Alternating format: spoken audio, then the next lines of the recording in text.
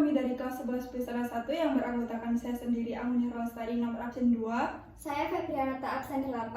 Saya Kesha Akmalia Kumurwardana absen 14. Dan saya Vega Nabila nomor absen 31. Di sini kami akan menampilkan sebuah video mata pelajaran pendidikan agama Islam dengan materi Peradaban Islam di masa modern. Selamat menyaksikan. Kita kemarin pas pelajaran PAI disuruh belajar apa sih? itu loh. Kita belajar bab 9 tentang ketentuan pernikahan dalam Islam. Aku baru ingat kalau kita dikasih tugas proyek sama Pak Arifin. Emang iya, tugas apa sih? Jadi tugasnya itu kita disuruh buat menjelaskan materi tentang bab 10. Nah, bab 10 itu materinya tentang peradaban Islam di masa modern. Apa aja sih isi dari bab 10 itu? Makanya bukunya dibuka dulu. Coba dibuka. Ya deh, aku bukain.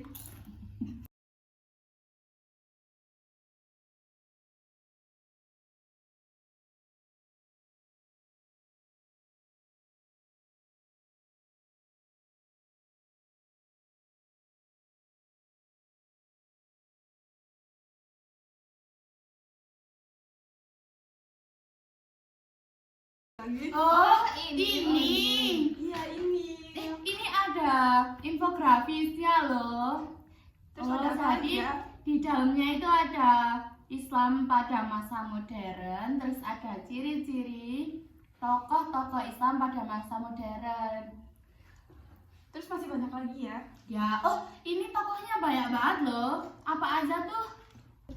Tadi tokoh-tokohnya ada siapa aja sih? Tokoh-tokoh Islam pada masa modern ada Rifa'ah Baidawi, Muhammad Ali Pasha, Jamaluddin Al-Afghani, Muhammad Abduh, Rasyid Ridho, Sultan Mahmud, Muhammad Iqbal, Kiai Haji Ahmad Dahlan, dan Kiai Haji Asy-Syarif. Oh, berarti ada 9 tokoh ya? Iya. Emang kalian udah tahu apa sih pengertian dari peradaban Islam di masa modern? Jadi, pengertian peradaban Islam pada masa modern yaitu nih ya, aku jelasin. Jadi peradaban Islam pada masa modern itu merupakan perkembangan masyarakat Islam sejak abad ke-18 hingga kini yang ditandai dengan usaha pembaruan pemikiran, adaptasi terhadap ilmu, pengetahuan dan teknologi barat, serta kebangkitan politik dan budaya Islam di tengah tantangan kolonialisme dan globalisasi. Nah, kan di bab 10 kan ada 9 tokoh nih. Aku baru tahu 2 tokoh, salah satunya itu Muhammad Ali Pasha. Muhammad Ali Pasha lahir di Yunani pada 1769 dan berasal dari keluarga Albania.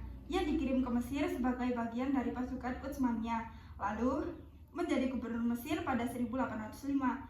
Sebagai pemimpin, ia melakukan modernisasi besar-besaran di Mesir, termasuk reformasi militer, pembangunan industri, dan perbaikan sistem pendidikan. Tujuannya adalah menjadi Mesir negara yang kuat dan mandiri dalam pengaruh kekuasaan asing, terutama Barat dan Turki Utsmaniyah. Kesimpulannya adalah Muhammad Ali Pasha adalah tokoh penting dalam sejarah modern Islam yang berhasil memodernisasi Mesir melalui reformasi di bidang militer, pendidikan, dan ekonomi, sehingga menjadi Mesir lebih mandiri dan maju pada masanya. Yang kedua itu Rifa'ah Baidawi Rafi'at At-Tahtawi, lahir di Mesir tahun 1801. Ia adalah ulama, penulis, dan tokoh pembaru yang berperan penting dalam modernisasi pendidikan di Mesir. Pada tahun 1826, ia dikirim ke Perancis untuk mendampingi pelajar Mesir dan selama di sana ia mempelajari ilmu pengetahuan, filsafat, dan sistem pemerintahan Barat. Sekembalinya ke Mesir, ia menerjemahkan banyak karya ilmiah ke dalam bahasa Arab dan mendirikan sekolah modern. Ia dikenal sebagai pelopor gerakan pembaruan yang menggabungkan nilai-nilai Islam dalam kemajuan ilmu pengetahuan modern.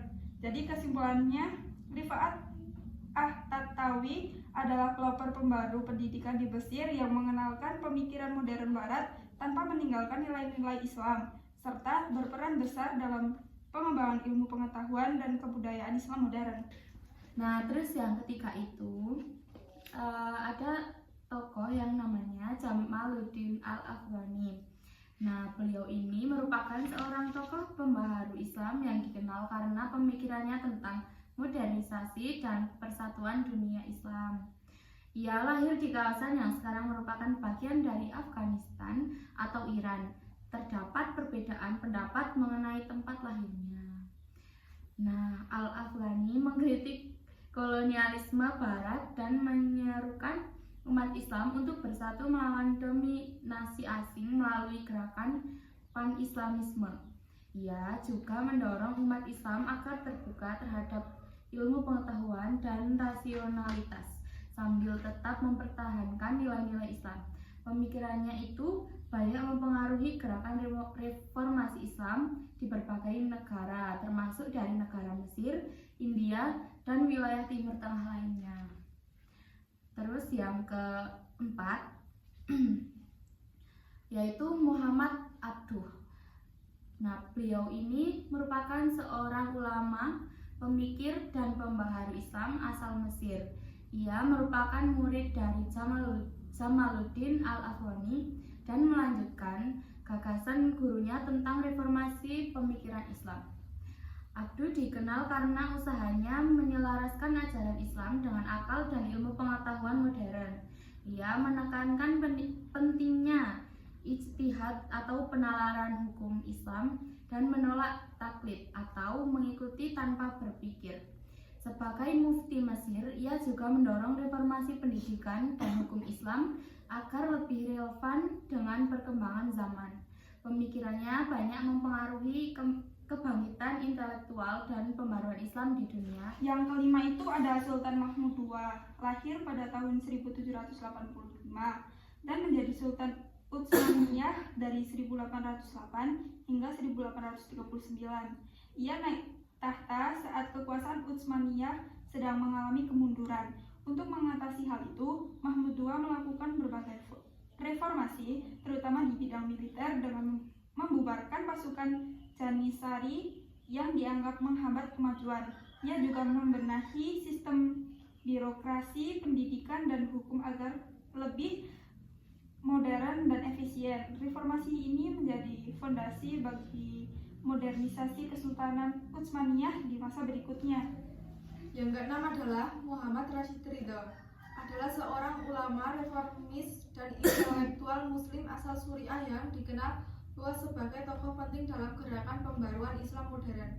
Ia merupakan murid dekat dari Muhammad Abduh dan penerus pemikiran Jamaluddin Al-Afghani, dua tokoh utama dalam gerakan modernisme Islam. Rashid Ridha lahir pada 18 Oktober 1865 di Salamun dekat Tripoli, Lebanon. Yang keenam, Muhammad Rashid Ridha adalah seorang ulama, reformis, dan intelektual muslim asal Suriah yang dikenal luas sebagai tokoh penting dalam gerakan pembaruan Islam modern. Ia merupakan murid dekat dari Muhammad Abduh dan penerus pemikiran Jamaluddin Al-Afghani, dua tokoh utama dalam gerakan modernisme Islam. Rashid Ridha lahir pada 18 Oktober 1865 di Salamun, dekat Tripoli, Lebanon. Ia berasal dari keluarga terhormat yang mengklaim keturunan dari Husain bin Ali, cucu Nabi Muhammad SAW. Sejak kecil, ia belajar membaca dan menghafal Al-Quran dari ayahnya. Pendidikan formalnya dimulai di Madrasah Al-Wadhaniyah Al-Islamiyah di Tripoli. Namun ia kemudian pindah ke sekolah Islam negeri yang didirikan oleh Syekh Hasan Al-Jiz. Di sana, ia mempelajari ilmu keislaman, hadis, serta ilmu pengetahuan modern, termasuk karya-karya Al-Ghazali dan Ibnu Taimiyah, yang kelak mempengaruhi pemikiran reformisnya. Pada tahun 1898, Ridho pindah ke Kairo, Mesir untuk bergabung dengan Muhammad Abduh dan terlibat dalam gerakan pembaruan Islam. Di Kairo, ia mendirikan dan menerbitkan majalah Al-Manar yang menjadi wadah utama penyebaran ide-ide reformisnya. Melalui Al-Manar, Ridho mengkritik praktik taklid atau mengikuti tradisi secara buta, kecenderungan berlebihan terhadap tasawuf, dan stagnasi pemikiran ulama yang dianggapnya menghambat kemajuan umat Islam dalam bidang sains dan teknologi. Ridho juga dikenal sebagai penulis tafsir Al-Manar, sebuah tafsir Al-Quran yang dianggap sebagai embrio lahirnya tafsir kontemporer. Dalam karya ini, ia menekankan pentingnya ijtihad atau penawaran independen dan pemahaman rasional terhadap teks-teks keagamaan, serta menyerukan pembaruan dalam pendidikan dan hukum Islam. Yang ketujuh, Kiai Haji Ahmad Dahlan. Kiai Haji Ahmad Dahlan lahir di Yogyakarta pada tahun 1868.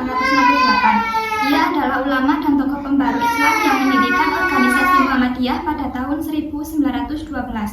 Muhammadiyah fokus pada pembaru pendidikan Islam dengan menggabungkan ilmu agama dan ilmu pengetahuan umum.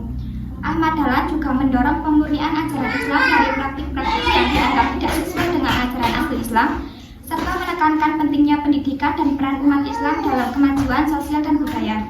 Kesimpulannya, Kiai Haji Ahmad Dahlan adalah tokoh pembaru Islam di Indonesia yang mendirikan Muhammadiyah untuk memperbarui pendidikan dan memurnikan ajaran Islam, sehingga umat Islam bisa lebih maju dan sesuai dengan perkembangan zaman. Yang kedelapan, Muhammad Iqbal. Muhammad Iqbal lahir pada tahun 1877 di India dan dikenal sebagai filosof, penyair, dan pemikir besar Islam. Ia menekankan pentingnya kebangkitan spiritual dan intelektual umat Islam agar mampu menghadapi tantangan dunia modern. Iqbal juga mengajari pentingnya pemikiran bebas dan menginspirasi gerakan pembentuk negara Pakistan sebagai tempat berdirinya bangsa Muslim yang merdeka. Karya-karyanya banyak membahas hubungan antara Islam, filsafat, dan kemajuan sosial. Kesimpulannya, Muhammad Iqbal adalah pemikir dan penyair Islam yang menginspirasi kebangkitan spiritual dan intelektual umat Muslim, sekaligus mendorong pembaruan dan kemerdekaan melalui pendidikan dan pemikiran modern. Yang kesembilan, Kiai Haji Hasyim Asy'ari adalah seorang ulama besar Indonesia yang dikenal sebagai pendiri Nahdlatul Ulama atau NU, organisasi Islam terbesar di Indonesia. Kiai Haji Hasyim Asy'ari lahir pada 10 April 1871 di Jombang, Jawa Timur, dari keluarga ulama. Ayahnya adalah Kiai Asy'ari, pengasuh pesantren Keras. Beliau belajar di berbagai pesantren di Jawa dan kemudian menuntut ilmu ke Mekah, berguru kepada para ulama besar seperti Syekh Ahmad Khatib Al-Minangkabawi. Setelah kembali ke Indonesia, ia mendirikan pondok pesantren Tebu Ireng pada tahun 1899 di Jombang, yang menjadi salah satu pesantren paling berpengaruh di Nusantara. Pada tahun 1926, Kiai Haji Hasyim Asy'ari mendirikan Nahdlatul Ulama atau NU sebagai bentuk respon terhadap tantangan modernisme Islam dan kolonialisme. NU bergerak dalam bidang pendidikan, dakwah, dan sosial. Ia juga dikenal dengan fatwa resolusi jihad pada 22 Oktober 1945 yang mendorong umat Islam untuk berjuang melawan penjajah Belanda. Fatwa ini menjadi dasar Hari Santri Nasional di Indonesia. Kiai Haji Hasyim Asy'ari wafat pada 25 Juli 1947 dan dikenal sebagai pahlawan nasional serta tokoh sentral dalam perkembangan Islam tradisional di Indonesia. Ia adalah sosok yang sangat dihormati baik sebagai ulama, guru maupun pejuang kemerdekaan. Sekian video dari kami. Terima kasih telah menyaksikan. Semoga dapat bermanfaat bagi teman-teman semua. Assalamualaikum warahmatullahi wabarakatuh. Asik terus jauh, satanam hati tapi berhasil coba.